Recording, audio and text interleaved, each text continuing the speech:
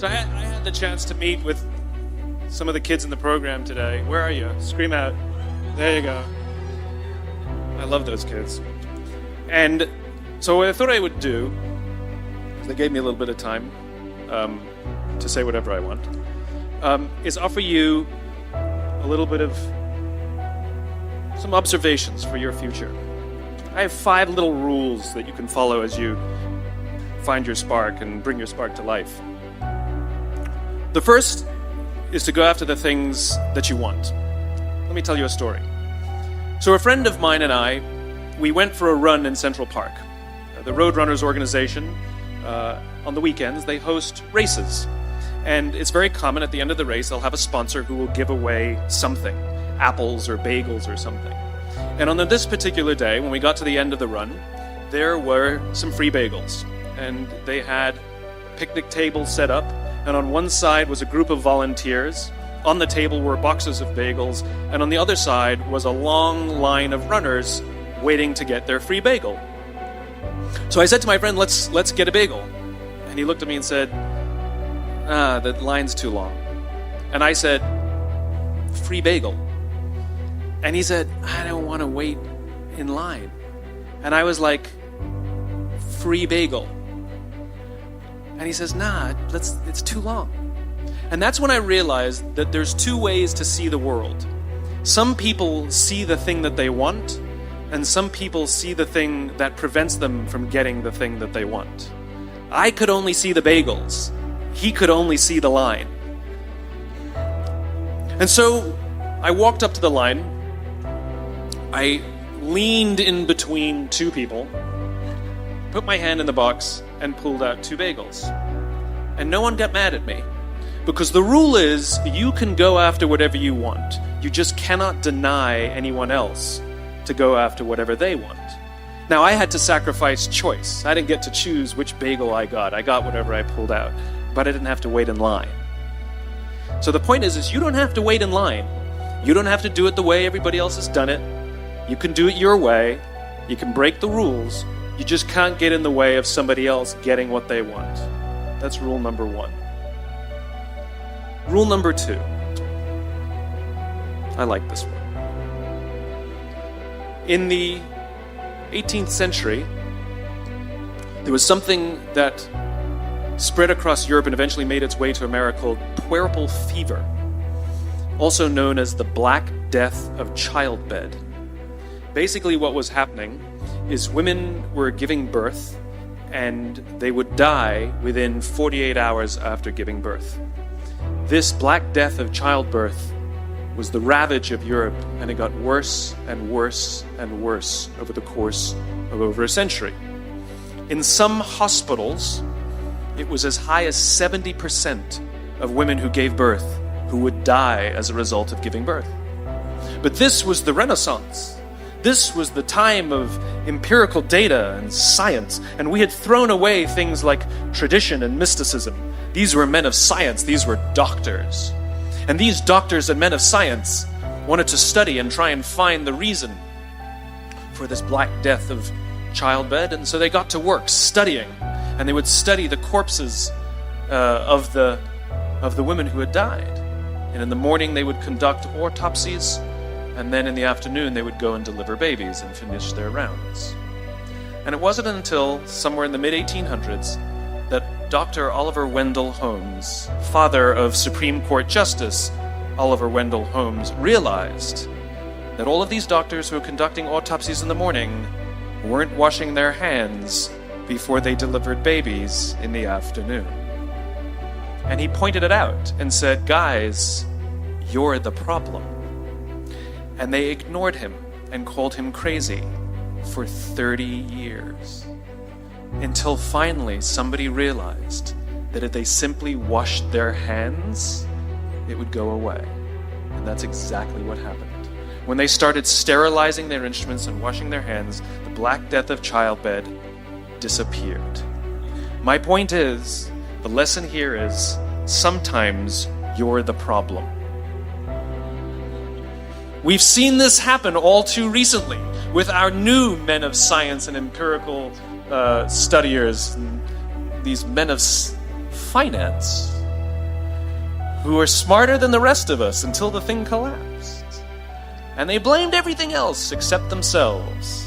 And my point is take accountability for your actions. You can take all the credit in the world for the things that you do right, as long as you also take responsibility for the things you do wrong. It must be a balanced equation. You don't get it one way and not the other. You get to take credit when you also take accountability. That's lesson 2. Lesson 3, take care of each other. The United States Navy SEALs are perhaps the most elite warriors in the world. And one of the SEALs was asked, who makes it through the selection process? Who is able to become a SEAL?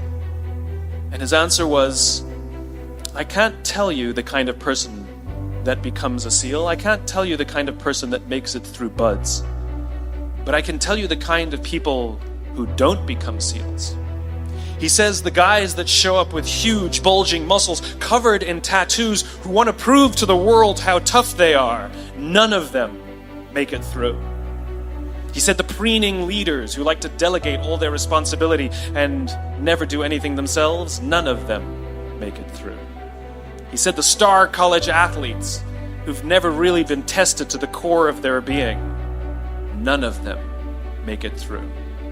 He says some of the guys that make it through are skinny and scrawny. He said some of the guys that make it through, you will see them shivering out of fear. He says, however, all the guys that make it through, when they find themselves physically spent, emotionally spent, when they have nothing left to give physically or emotionally, somehow, some way, they are able to find the energy to dig down deep inside themselves, to find the energy to help the guy next to them. They become SEALs, he said. You want to be an elite warrior. It's not about how tough you are. It's not about how smart you are. It's not about how fast you are. If you want to be an elite warrior, you better get really, really good at helping the person to the left of you and helping the person to the right of you. Because that's how people advance in the world. The world is too dangerous and the world is too difficult for you to think that you can do these things alone. If you find your spark, I commend you. Now, who are you going to ask for help, and when are you going to accept help when it's offered? Learn that skill. Learn by practicing helping each other. It'll be the single most valuable thing you ever learn in your entire life. To accept help when it's offered and to ask for it when you know that you can't do it. The amazing thing is, when you learn to ask for help, you'll discover that there are people all around you who've always wanted to help you. They just didn't think you needed it because you kept pretending that you had everything under control. And the minute you say, I don't know what I'm doing, I'm stuck, I'm scared, I don't think I can do this, you will find that lots of people who love you will rush in and take care of you. But that'll only happen if you learn to take care of them first.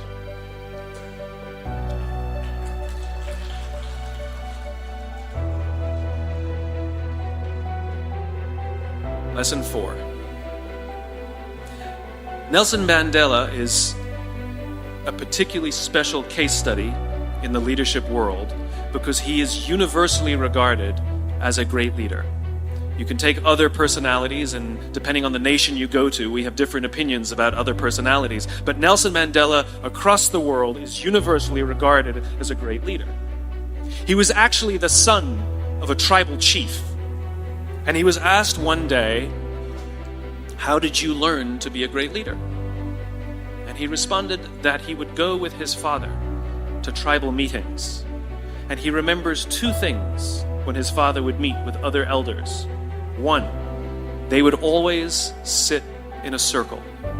And 2, his father was always the last to speak. You will be told your whole life that you need to learn to listen. I would say that you need to learn to be the last to speak. I see it in boardrooms every day of the week. Even people who consider themselves good leaders, who may actually be decent leaders, will walk into a room and say, here's the problem, here's what I think, but I'm interested in your opinion, let's go around the room. It's too late. The skill to hold your opinions to yourself until everyone has spoken does two things. One, it gives everybody else the feeling that they have been heard. It gives everyone else the ability to feel that they have contributed. And two, you get the benefit of hearing what everybody else has to think before you render your opinion. The skill is really to keep your opinions to yourself. If you agree with somebody, don't nod yes. If you disagree with somebody, don't nod no. Simply sit there, take it all in, and the only thing you're allowed to do is ask questions so that you can understand what they mean and why they have the opinion that they have. You must understand from where they are speaking, why they have the opinion they have, not just what they are saying. And at the end, you will get your turn. It sounds easy, it's not. Practice being the last to speak. That's what Nelson Mandela did. Number 5. It's Monty Python. 1, 2, 5, 3. For all the other nerds in the audience. There's one. Number 5. My favorite one of all.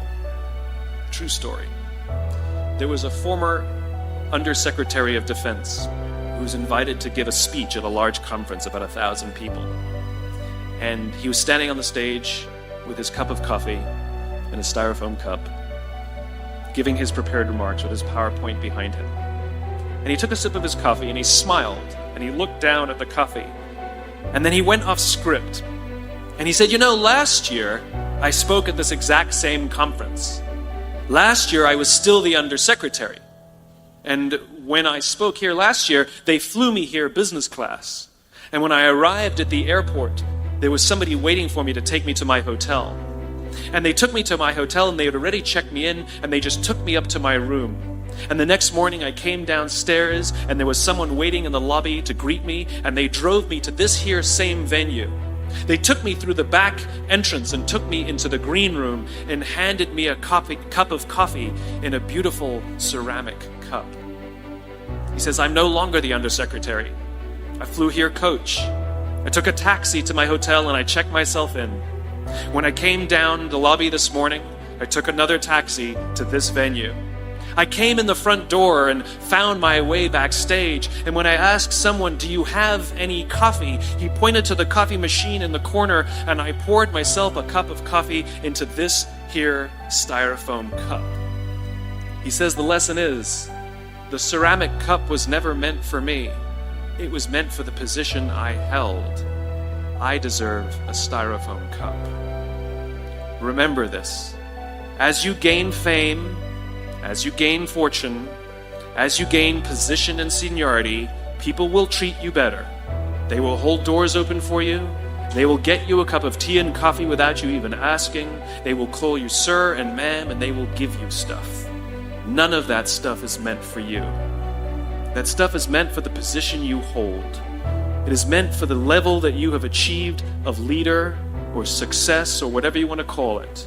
But you will always deserve a styrofoam cup. Remember that. Remember that lesson of humility and gratitude. You can accept all the free stuff. You can accept all the perks. Absolutely, you can enjoy them. But just be grateful for them and know that they're not for you. I remember getting off the Acela. I took the Acela from New York to Washington, D.C.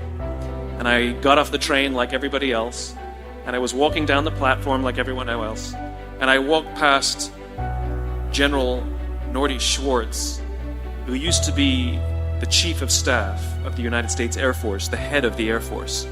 And here I did, see a guy in a suit, schlepping his own suitcase down the platform just like me.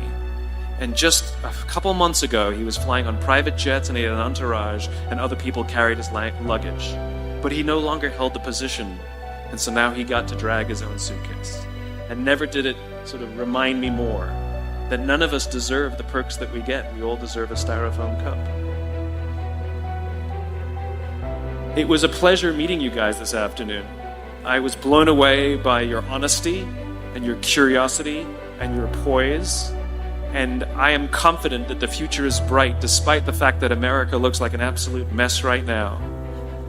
I am confident that the future is bright for one reason and one reason only, because you will grow up and you will be our future.